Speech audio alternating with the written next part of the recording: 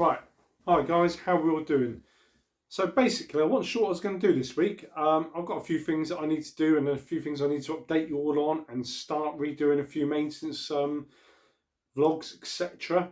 However, something happened on my ride yesterday which I thought I would show you guys, because it is a potential issue that can happen, especially when you're a little bit more robust like me. So the situation is this: I've been using disc brakes now on the road bike, well, mountain bikes for years, on the road bike now for probably about 2 to 3 years. So I've had two gravel bikes with discs, and obviously I'm now, on road bikes with discs. And what is the problem? Well, this is the problem. So this, as everyone will know, is a Shimano Icetech rotor. Now, I've had these as Ultegra level ones. I've had XTR spec in the past on other bikes. However, if you look, you will see that I've actually tinged.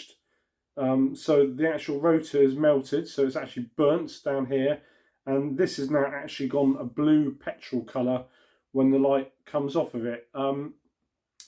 These are not very old rotors. These are probably only about 1,000 miles of use on this particular rotor here, and now I can't use it because I went down a very short, well, I say short, it's about a mile-ish, maybe half a mile hill that's on average 24%, so it's an average of one in four hill.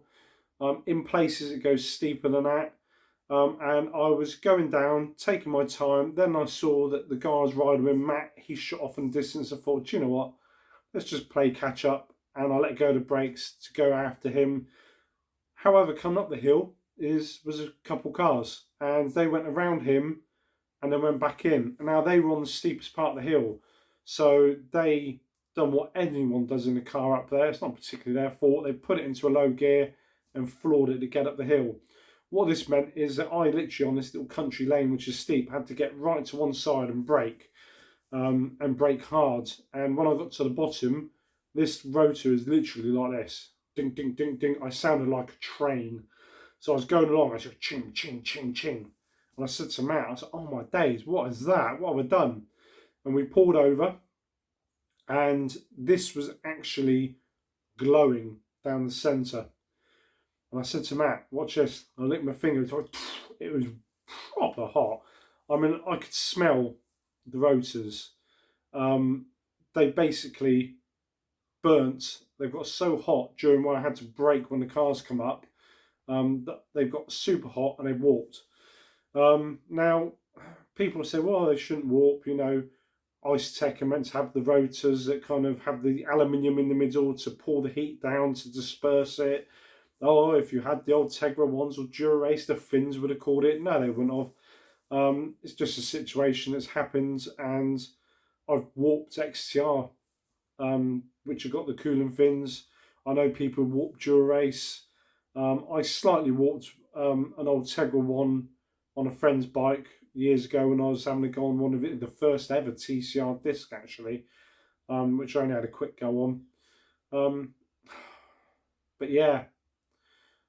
Basically, they build up heat too quick, and then as the wheel is obviously, with all my weight going down steep 24% hill, I'm trying to brake, the wheel is still forcing this into the back of the brakes, even though I'm really anchoring on, and then basically they get hot, they get soft, and as my weight is pushing this into the calipers, it starts to almost bunch up behind and it throws it out. But it's also not just thrown out a true left or right. The face of this is actually, in a couple places, is actually bent and concaved in. Now, if I'd have been on a set of hydraulic brakes yesterday, the issue I would have had is they are self-centering, which means all the way home it would have been brake on, brake off, brake on, brake off from side to side, and it really was like completely. This isn't just warped a little bit, this is completely out of shape the whole way around. I have taken a little video snippage But the video I took is actually after I tried straightening it whilst it was still hot, so it would go through the caliper. Because I run the TRP Spire SLC calipers, it means that in theory I can back off the cable tension because they're mechanical.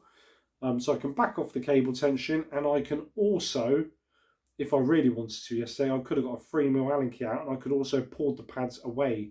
So actually I could have gone home in 100% silence. As it is, I've got it to a point where it was just the occasional and it wasn't too bad compared to the Matt going, my God, you sound like a steam train, Jace, as we tried to ride with him without playing with him, which is when I tried to push them back as I could alongside the trail. So yeah, now I've done a bit of investigating overnight, and it seems to me that there's a lot of forums with a lot of people with Shimano, Icetech at all levels, from Dura-Race XTR right down to entry level Icetech rotors, and a lot of people nickname Icetech Warp Tech.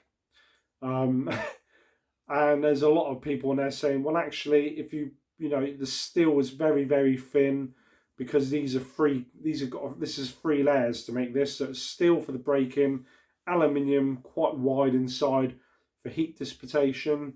Can't say it. Let's just carry on. And then obviously steel on the other side. Versus, here we go, old school solid steel. So this would just be steel all the way through. And there's a lot of people saying, well, actually, after the Shimano ones, I've had to go back and just get steel, whether they're still just cheap steel ones or steel floating discs. You know, there's lots of different companies out there that make just steel discs. And they said, I've never had trouble with warping them through braking, only warping them, you know, like if you throw them in a car or hit them or they get knocked, then they warp. So yeah, so it seems I'm not the first to do this, and I won't be the last to do this.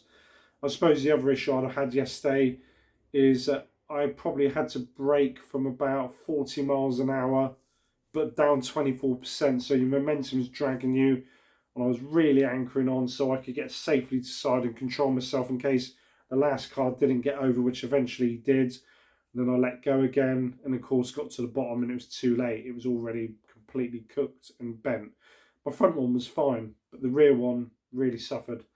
But my front one is discoloured, so I've now got burnt rotors, which again, that's all right. That's not warped. I'll keep using it.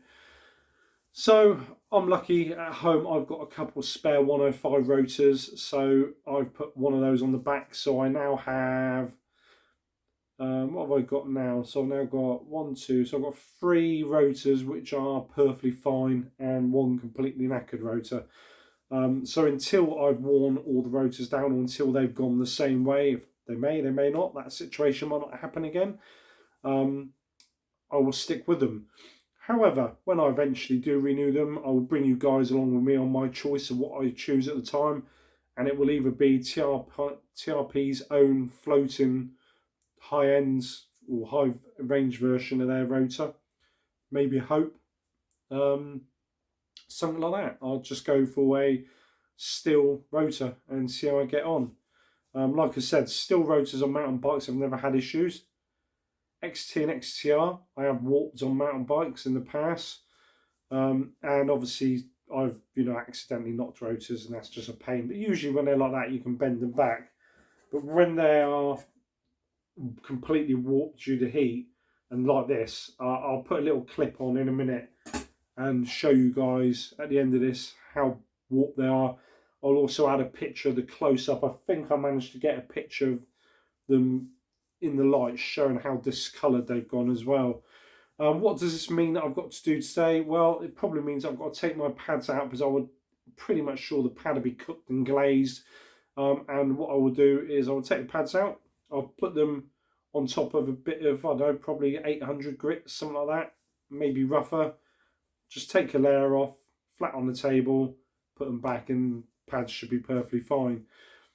If you're running hydraulics, that may have you may have got a bit of brake fade through that, especially if you've got any air. And this is where it becomes very good to have a good bleed on your brakes.